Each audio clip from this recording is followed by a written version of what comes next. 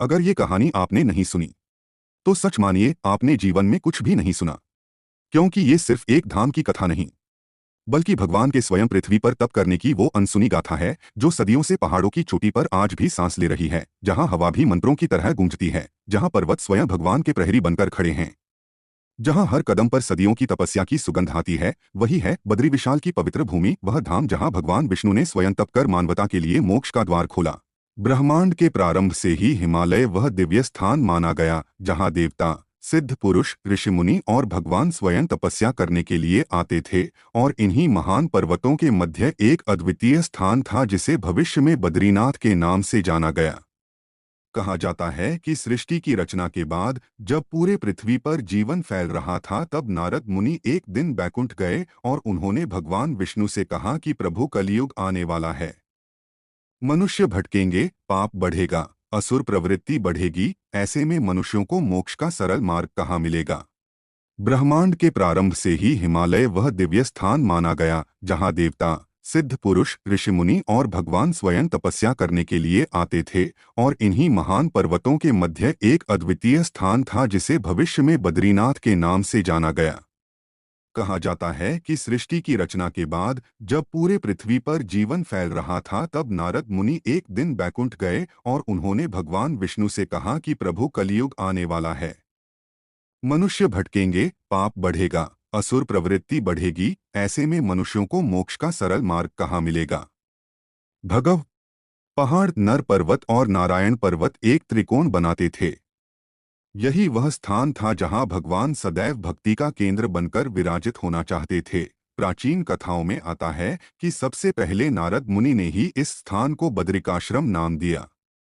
वे यहाँ तपस्या करते थे और इस भूमि की अतुल पवित्रता का अनुभव करते थे। उनके बाद यह स्थल सप्तऋषियों, देवताओं और असंख्य साधकों का निवास स्थान बना। लेकिन असली दिव्य कथा शुरू होती है जब भगवान विष्णु स्वयं बद्रीनाथ में तपस्या करने के लिए आए। कहानी यह है कि एक बार लक्ष्मी जी बैकुंठ में विश्राम कर रही थीं और भगवान विष्णु को लगा कि उन्हें कुछ समय कठोर तपस्या करनी चाहिए ताकि आने वाले कलयुग के लिए वे मनुष्यों का मार्ग प्रशस्त कर सकें। उन्होंने हिमालय की यात्रा शुरू की और जब वे अलकनंदा के किनारे पहुंचे तो उन्हें यह स्थान अत्यंत पवित्र लगा। उन्होंने यहीं तपस्या प्रारंभ की, परंतु उस समय वहां मौसम बेहद भयंकर था। ठंडी हवाएं चलती थीं, बर्फ पड़ती थी और कठोरता इतनी थी कि मनुष्य तो क्या, देवता भी वहां रहना कठिन समझते थे। विष्णु जी घंटों ध्यान करते रहते और उसी समय देवी लक्ष्मी बैकुंठ से उन्हें देखने आईं। जब उन्होंने देखा कि विष्णु जी तेज हिमपात में तप कर रहे हैं और उनके शरीर पर चारों ओर से ठंडी हवा और बर्फ गिर रही है, तो लक्ष्मी जी का हृदय पिघल गया। वह बोली कि प्रभु, इस ठंड में आपका तप कैसे सफल होगा। विष्णु मुस्कुराए लेकिन कुछ बोले नहीं। तब लक्ष्मी जी ने अपने को बद्री, जुजूब, बेर वृक्ष में बदल लिया और भगवान विष्णु को ढंककर उनकी रक्षा करने लगी ताकि बर्फ और हवा कभी उन्हें न छू सके। भगवान को यह अनन्य सेवा इतनी प्रिय लगी कि उन्होंने इस स्थान का नाम ही बद्रीनाथ रख दिया, अर्थात बद्री वृक्ष की छाया में बैठे भगवान। यही कथा बद्रीनाथ धाम की सबसे महत्वपूर्ण आधार कथा मानी जाती है। कहते हैं तब से लक्ष्मी जी को बद्री विशाल की माता, श्री बद्री, और भगवान को बद्रीनाथ कहा जाने लगा। इसके बाद समय बीतता गया और यह स्थान एक दिव्य तपोभूमि बन गया। यहाँ कई युगों तक तपस्या होती रही, जिसमें नारद, कपिल, अगस्त्य, व्यास, शंकर, शेषनाग और अनेक सिद्ध साधु शामिल हैं। महाभारत काल में यह स्थान अत्यंत महत्वपूर्ण हो जाता है। माना जाता है कि पांडव बद्रीनाथ से ही स्वर्गारोहण के मार्ग पर निकले। युधिष्ठिर, भीम, अर्जुन, नकुल, सहदेव और द्रौपदी ने यहीं अंतिम बार अलकनंदा के तट पर भगवान नारायण को प्रणाम किया और उसके बाद केदारनाथ, तुंगनाथ, रुद्रनाथ, कालेश्वर और अंत में स्वर्गारोहिणी की ओर चले। लेकिन इससे पहले बद्रीनाथ की एक अत्यंत महत्वपूर्ण धार्मिक घटना हुई, भागवत पुराण की रचना। व्यास ऋषि चाहते थे कि भागवत पुराण का ज्ञान मानवता तक पहुँचे, लेकिन उन्हें एक उन्नत लेखक चाहिए था। तब उन्होंने गणेश जी को बुलाया और उन्होंने बद्रीनाथ के समीप एक गुफा में बैठकर व्यासव्यास्य की बातों को अक्षरशः लिखा। यह व्यास गुफा आज भी वहीं मौजूद है। समय बीतता गया, फिर कलयुग आया। आचार्य ऋषिमुनि कम होते गए और बद्रीनाथ धाम धीरे धीरे नष्टप्राय हो गया। मंदिर ढह चुका था, मूर्ति हिम और हिमालयी हवाओं से ढकी पड़ी थी। तब 8वीं शताब्दी में आदि शंकराचार्य का प्रादुर्भाव हुआ। उन्हें एक संकेत प्राप्त हुआ कि उन्हें भारत में सनातन धर्म को पुनर्जीवित करना है। वे दक्षिण से उत्तर तक यात्रा करते हुए अंत में बद्रीनाथ पहुंचे।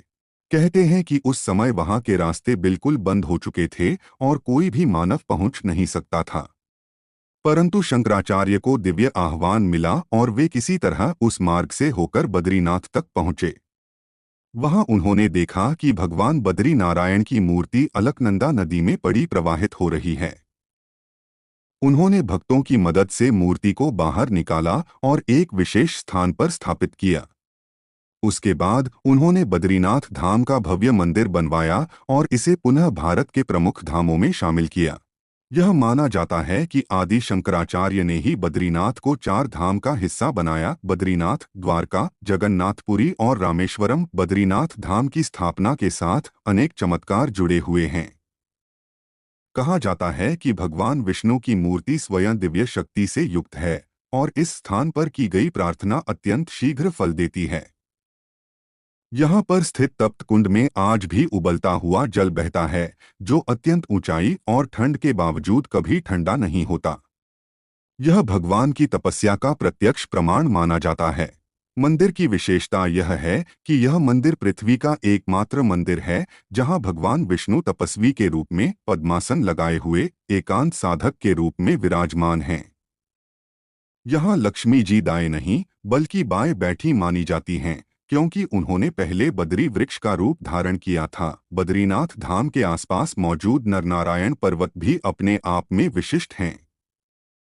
यह वही स्थान है जहां नर और नारायण ऋषि, जो विष्णु के अवतार थे, तपस्या करते थे और उनका उद्देश्य था कि पृथ्वी पर जब भी अधर्म बढ़े तब उनका तप मानवता को पालक शक्ति प्रदान करे। कहते हैं कि जब देवता असुरों से परेशान होते थे तब वे यहाँ आकर नरनारायण से रक्षा की शक्ति प्राप्त करते थे। यह पर्वत आज भी महाशक्ति स्थल माना जाता है। बद्रीनाथ धाम में कई चमत्कार आज भी होते हैं, जैसे हर 6 महीने बाद मंदिर बंद होते समय भगवान के सामने दीप जलाकर रखा जाता है और 6 महीने बाद जब मंदिर खुलता है तो वह दीप बुझा नहीं होता।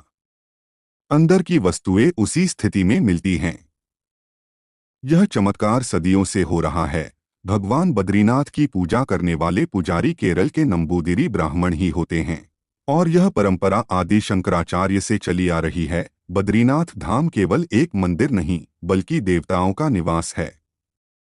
माना जाता है कि सर्दियों के समय जब मंदिर बंद होता है तब भगवान बद्रीनाथ जोशीमठ में स्थित नरसिंह जी के मंदिर में विराजते हैं।